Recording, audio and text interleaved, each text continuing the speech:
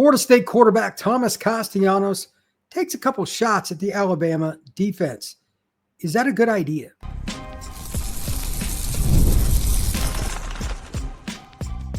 You are Locked On Seminoles, your daily podcast on the Florida State Seminoles. Part of the Locked On Podcast Network, your team every day. Welcome back into Locked On Seminoles. I'm your host, Brian Smith, longtime college football writer and recruiting analyst. Thank you for making Locked On Seminoles your first listen each and every day. Truly appreciate you stopping in to talk some Noles with me. Today's show is brought to you by our friends over at FanDuel. Right now, new FanDuel customers can get $150 in bonus bets when your first $5 bet is a winner. We're going to be talking about recruiting. There's a lot of key dates coming up for decisions. Chauncey Kennan, Ernest Rankins, and a plethora of other players. And I've got a few other little scoop pieces to add on towards the end of the show. We're going to be talking quarterbacks throughout the show, including Thomas Castellanos here in a minute. But where does Florida State stand in comparison to the quarterbacks that will be going up against the ACC, DJ Lagway, etc.? There's a lot of information there. And to start, without doubts, Thomas Castellanos awoken some people on message boards and maybe even in some locker rooms, meaning one in Tuscaloosa, with the recent comment that he made. So let's start right there. If you take nothing else from this show away, note the following.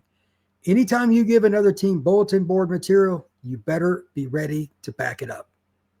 So what's your take? Here's the comment, just as a refresher, and then you can comment down below, YouTube, what have you. Let me know what you think. They don't have Nick Saban to save them. I just don't see them stopping me. That is Thomas Castellanos in reference to the Alabama defense and their ability to slow them down. He went on to give some nice comments about Florida State's improved roster, the talent they have, etc., the different mantra they have under the new coaching staff, all those things in some way, shape, or form can be inferred, read, etc. First off, in general, I am personally against these kind of comments because I don't believe in poking the bear. But this is not a normal circumstance because Florida State comes off a 2-10 season. 2-10. If Alabama comes to any town, really, but if they come to Tallahassee and they needed more motivation to play a game that, at least when it was scheduled, was supposed to be a big one, that's kind of sad. And secondarily, I just don't think that it really matters a ton on Alabama's side. But this is Thomas Castellanos, at least in my opinion, because I know him from his high school days and when he first got to UCF when I covered the Knights. This is a kid that's brash, and he's not really trying to take shots. He just is that confident in himself. Now, I know that from a personal level. I'm not saying the Alabama players or coaches, etc., look at it from a similar fashion. That's cool. But the other part with this, Florida State's coming off 2-10, folks. 2-10. You need something to uplift the program. It is a long time from the end of spring ball to that first practice in August. It takes forever, and especially the month we're getting ready to go through, July, after the recruiting dries up here in about 10, 15 days. That last 2 weeks of July, this comment might come back up, etc. But here's the bottom line. The players need to be happy that they have somebody that's willing to stick his neck out. If the Florida State players don't like the comment in general, I get it. But just from the perception of, hey, I believe in you guys. We got a better team than last year. I'm going to go out and make plays. Like all that you can infer from his comments. You can see where the wheels are turning here. It's not that hard.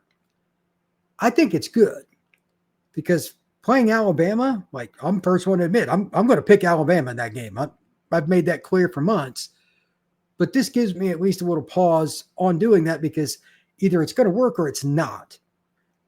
Alabama might come out and beat the bejesus out of Florida State after this confidence boost that they get because they're mad. I don't know. Again, you got to play the game. But on the other side, if Florida State players play even just a little bit looser, because they were so tight on offense last year, everybody just petrified of not making a mistake. And of course, when you play that way, what happens? You do make mistakes. If Florida State gets just a 1% increase, a 2% increase, in their effort, their confidence in playing loose. Playing loose might be more important than anything else because of Castellanos saying this as they head into the final stretch of summer and get ready for fall camp. Then you know what? It may have been for the good. And again, full disclosure, I don't like these kind of comments in general. I don't. And I know coaches, I don't know a single coach, literally, that likes these kind of comments publicly.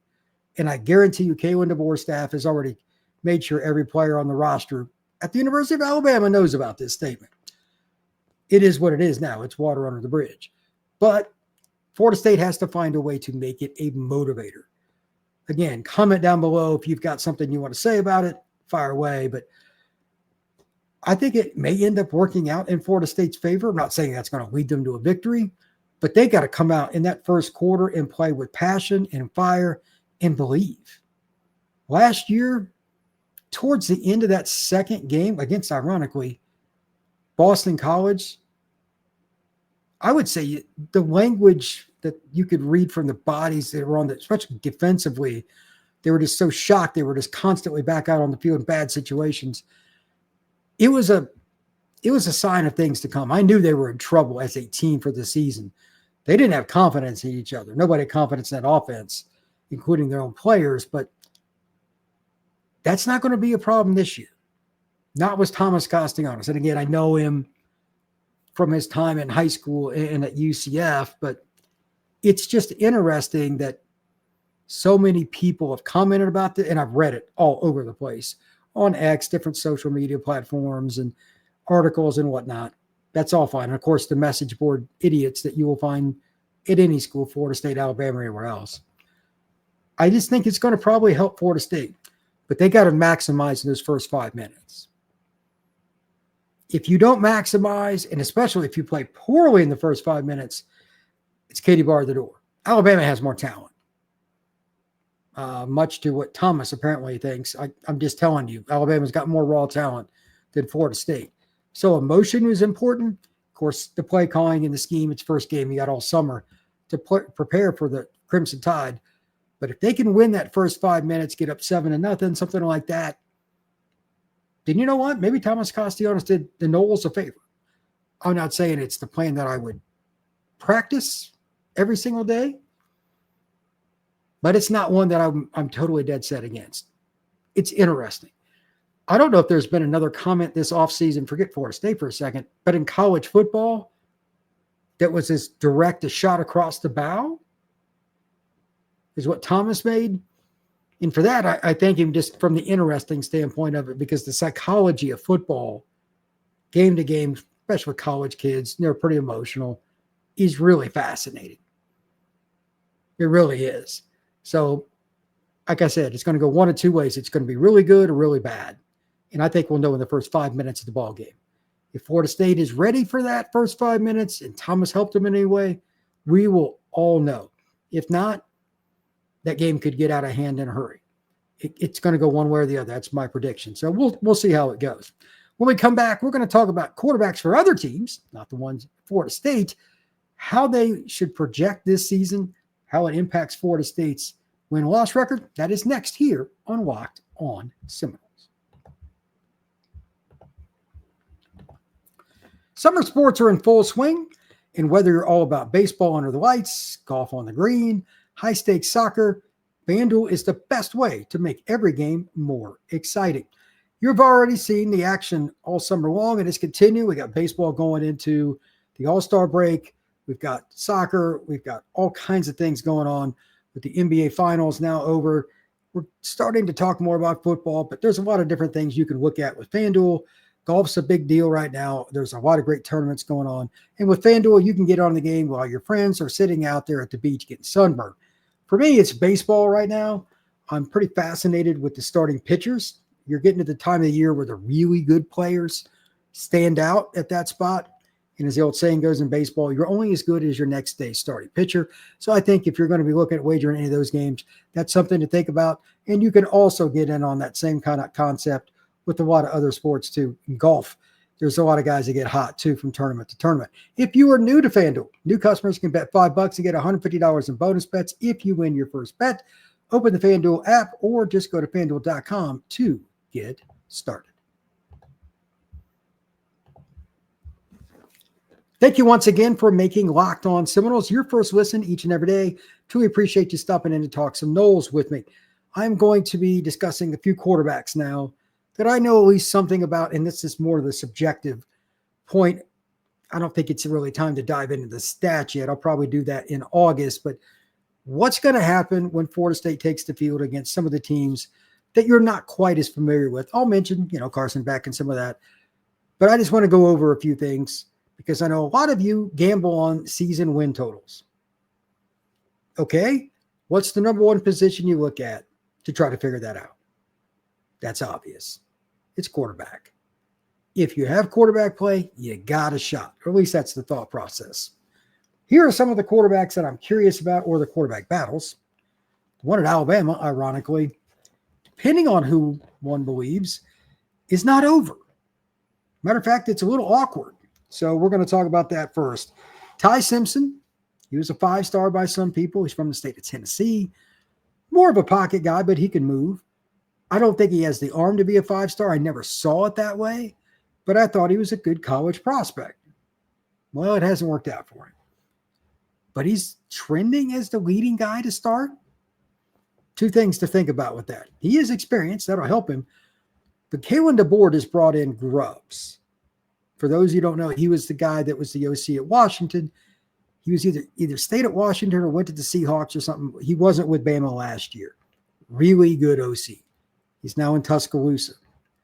While Ty Simpson has not played for this young man, he's a good coach. If they hit it off, they might just nickel and dime teams down the field. I don't know for sure how they'll attack it because I don't think he's got the arm that some of the other guys at DeBoer's had, but we'll see. And he certainly is not the runner, the guy they had last season. But if he's not the guy, is it Austin Mack? Is it Keelan Russell? I don't know. Austin Mack's a transfer. He was at Washington with them, came down. He's a big body quarterback. Definitely has an arm. That's no doubt. He was a highly rated kid. We'll see what happens with him. And then you got Keelan Russell, who was by some services the number one player in the country, true freshman. I doubt they're going to put him on the field against Florida State, but man, he was good. Played at Duncanville High School just outside of Dallas, Texas, national program. If it's Ty Simpson, I think we're going to see a heavy dose, a bootleg, waggle, screen, bomb. What do I mean by that? They're going to do everything in their power to all but eliminate throwing the ball anywhere near the lines of the tackle box to 12 yards down the field. Like, just eliminate it. Outside of a check down, if Florida State's in cover 2, something like that, just throwing it to running back. They're just going to try to play conservative Bill Belichick kind of football anytime Tom Brady wasn't on the field, like he was banged up or something. That's my opinion on it because it's game 1. He's adjusting. He hasn't ever been really the starter at Bama. They have more talent. I just don't think he's that great a player. I saw some of the spring game for Bama. He was okay, but I don't think he's going to be great. We'll see if I'm right, and I would not be surprised if the following scenario plays out. If he's not good, and I mean really good, because that's a quarterback-driven head coach in OC, do not be surprised if Austin Mack plays in that game. He's got more upside. He's much bigger. He's younger. He's a guy they recruited, and he followed him to Bama. Just saying. Next up, this is one of the wilder ones. I don't know what's going to happen. Florida State plays Virginia this year. Chandler Morris has played at multiple schools, SMU, Arkansas, etc. Do I know what's going to happen with him? No. But he's a veteran. He's a graduate student. That could be an interesting game. Like, you cannot lose that game if you're Florida State. But you're going against a veteran quarterback who probably isn't going to make many mistakes. Do not discount that game as one that Florida State is just going to roll in there and kill them. Don't do it. Don't do it. Chandler Morris, while a veteran, and never been great. Guys that are grad students, they tend to bounce back better play to play than younger quarterbacks. That's just the way of the beast. That's the way it is a quarterback in general. I'm not saying he's going to beat Florida State, but if that game is competitive going into the fourth quarter, it will not surprise me. Next up, this is the one that I'll just tell you right now. Week to week, I think this will be a roller coaster. Miami signs Carson Beck from Georgia, coming off a horrific elbow injury. I think he's going to have some big games this year. But any team that can get a consistent, keyword consistent, pass rush on Carson Beck, you cannot tell me that the injury, because again, that it's just a gross, nasty injury to his arm and his elbow. Any team that does that's going to give him fits. I just don't think he'll be ready for that, and I don't think I would be either. So if he's a guy that ends up taking pretty much all the snaps, and Emory Williams, I mean, I don't know if he'll play any this year for Miami, but barring injury, I don't think he will. They're going to ride or die with Carson Beck. I'm not sure that's going to work out real well for them, but I think he'll be a roller coaster. Will he be good the day that Florida State plays? I don't know, but I think the Noles have a pretty good pass rush, which I think gives them a better chance of winning than what a lot of people probably think. Cade Klubnik, out of all the guys they play this year, the one I fear the most by a mile is Cade Klubnik. Senior, fourth-year starter, on the road, mobile, playing for a team that should make the playoff. It is the prohibitive favorite in the Atlantic Coast Conference. Bar none, and there is not even a close number two. He's the guy that I fear the most on this list. I think he's going to tear up the ACC, and I think he'll at least be in the Heisman race. Let's see if I'm right. Not saying he's unbelievable, but he has the right parts around him, a ton of speed at receiver, decent running back room. It's not like unbelievable like it has been in some years at Clemson, but they've got enough guys, and they should be good. And when the Noles play, like they go to Death Valley, that game concerns me. Florida, DJ Lagway. This is kind of like Carson Beck. The kid's banged up all the time. Lord have mercy, is he talented? But do I think he's a guy that Florida State is really going to get the best shot from? I don't know, but at the end of the year, everybody's banged up. Let's see what happens with that, because when he's on, he's awesome. But he also threw some ducks last year, just threw them right to the other team. Many people, and to some degree myself included, think he's going to make a major step forward, like elite. If he's healthy, I could see DJ Lagway being a top 5 quarterback in college football. I could. But is he going to be healthy? Like, he's just always banged up. Even at the Under Armour game, like just over a year ago, like he was banged up in practice, in a game, etc. Like, he's just always nicked up. That's huge in that game. Virginia Tech, Carmen Jones. This is a weird deal.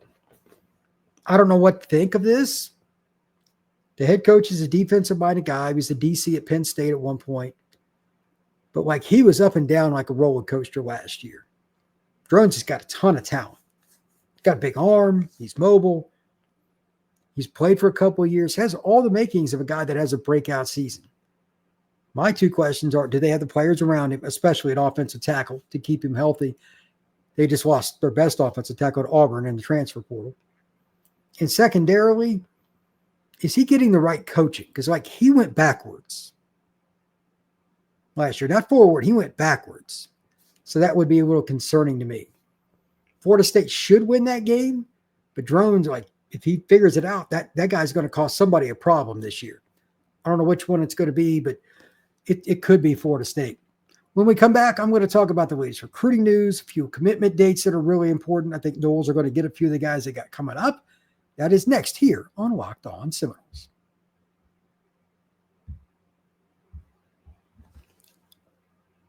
It is recruiting time here on Locked On Seminoles. Want to finish up the show with just a little bit of recruiting news. We'll get into more Future 50 stuff that I just got back from the Under Armour event for the top underclassmen. Still going through my notes and my videos there, but there's plenty of stuff to discuss. Number one, this just shows you how wild recruiting is. I wanted to lead with this because I was like, I don't even know how to make out an answer to this, but I've talked to a couple of different people about Calvin Russell. And I've been given, and I'm not kidding, 2 different answers as far as the list of schools that are like at the top. Completely different. I have no idea what to believe. One of the lists, Syracuse, Miami, and LSU. But then I was just given, but this is what he told somebody at OT7 down in South Florida this past weekend. Calvin Russell mentioned Oregon, Michigan, and Florida State. These lists are polar opposite. They have nothing that overlaps. I have no idea where Calvin's going. He's going to make his decision on the 5th. So that is this coming Saturday. I don't know where he's going. I haven't a clue. By this point, especially a kid that's playing at Miami Northwestern, we always kind of know in the media, it's like 1 or 2 schools. He's obviously throwing curveballs out there to keep everybody guessing. That's all I can guess. Maybe it ends up being Florida State. Maybe it doesn't. I don't even know if they're in the top 3. But that is recruiting in 2025. DQ Forkba, linebacker at IMG Academy. He's originally from the Atlanta area. I've heard varying reports. I heard Michigan made a charge on his visit after Florida State had impressed him. But the common theme is that either Florida or Florida State leads. When I spoke to him a few weeks ago, he said he was going to make a decision down the road. Didn't have a date. But there is some chatter that he might want to get it done this summer. I don't know if that's speculation, but I have not gotten that from DQ myself. We'll see. Most people I know think he'll end up at Florida, but he's not really committed to a timeline, so I don't know how much that matters. One of the better inside linebackers in college football. That I do know about DQ Forkba from IMG Academy. Here are some of the commitment dates. I saw this list put together. Zach, who I just saw it, ironically, at Future 50 down in Bradenton, Florida at IMG Academy. July 1st, we got TJ White. He's the linebacker from Jackson Academy in Jackson, Mississippi. Same day, TJ Eliezer. He's a defensive lineman out of Georgia. We got Kendall Gerville on July 2nd. He's the big D tackle out of Fort Myers High School. I think that'll be Florida or Texas, not sure. Cottrell Webb, he's out of the greater Atlanta area, edge rusher. Florida State's in on that one. Calvin Russell just talked about, he's on the 5th. Your guess good as mine. I don't make it up, like I have no idea. On the 6th, Chauncey Kennan, the corner that plays at Booker High School in Sarasota, he will be coming to the podium to make his decision. I think it's Florida State. Unless something changes, I think it's going to be the Noles for Chauncey Kennan. On the 11th, we've got Landon Myree, tight end, and then Samari Matthews, a corner out of the Charlotte area. Myree, I think Florida State's got a pretty good shot with. Matthews, from talking to him the other day, I like Texas there, but we'll see. There's a lot of schools on him. South Carolina might be the second most likely pick. Hezzy Kent, the tight end / offensive lineman, depending on how you want to rank him. That's a guy that's going to make his decision on the 12th. I've heard all kinds of things. Florida and Miami think they got pretty good chance with him, but Florida State had a really good visit. I don't have a good feel for that one. I don't know where he's going. Rodney Colton, linebacker out of Georgia. This is a kid Florida State's got a pretty good shot with. Really athletic, kind of fits the old school Mickey Andrews defense, 6'1", could really run, could play different spots. Rodney Colton's a good player. We'll see where he goes. I'm not sure, but the Noles are up there. And then Derek Cooper, I believe his is the 12th as well. Running back out of Chaminade, Madonna. I don't think Florida State's got a very good chance there. I think it's Georgia or Miami. We'll see if I'm right, but I don't think Florida State's got much of a shot. As for recruiting overall, I do have one good thing that I'd like to mention. I'm going to go into this a little more in the next couple of days.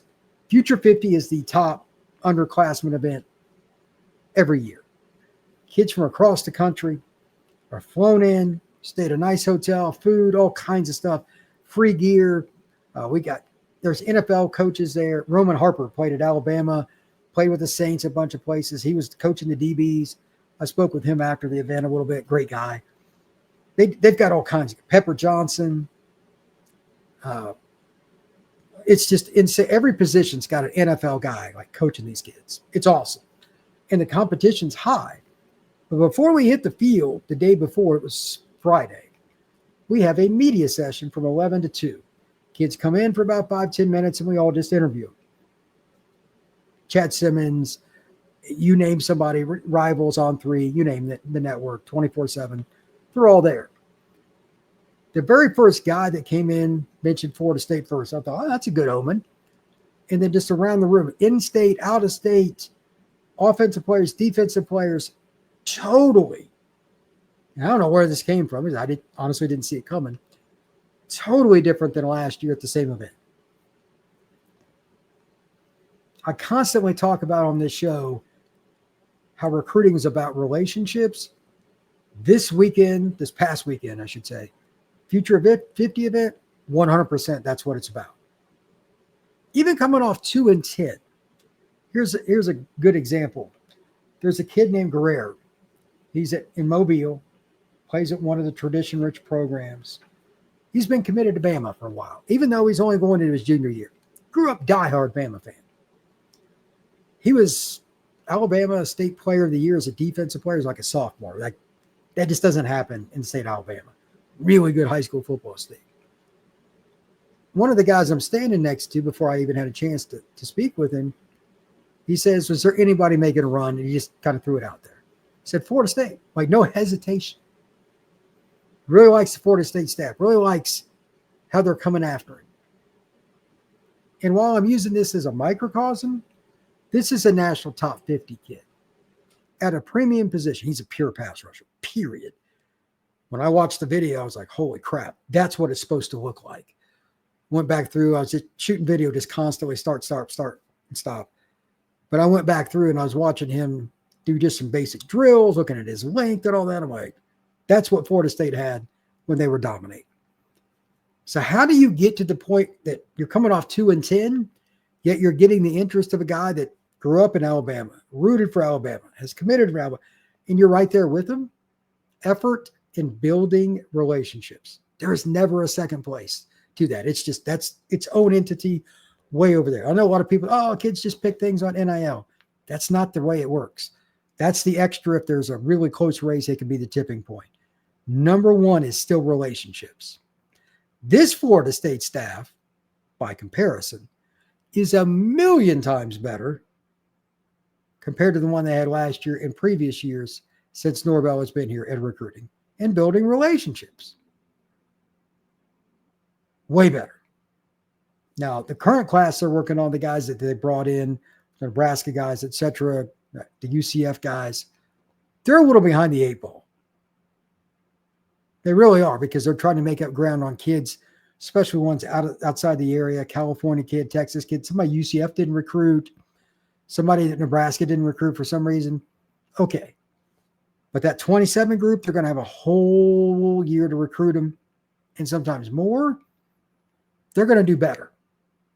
Florida State's in a totally different spot, and that is a great trend. I was curious if they were going to do at least somewhat better when I went in, but my expectations were just thrown to the wind. They went way beyond, like tripled what I expected, and that's good because, again, coming off 2-10, that's not easy. But the effort has been shown. Very, very happy about what the staff has done so far for the class of 27. Thank you once again for making Locked On Seminoles your first listen each and every day. Truly appreciate you stopping in to talk some Noles with me. If you would, make sure you hit that like button and subscribe to this podcast.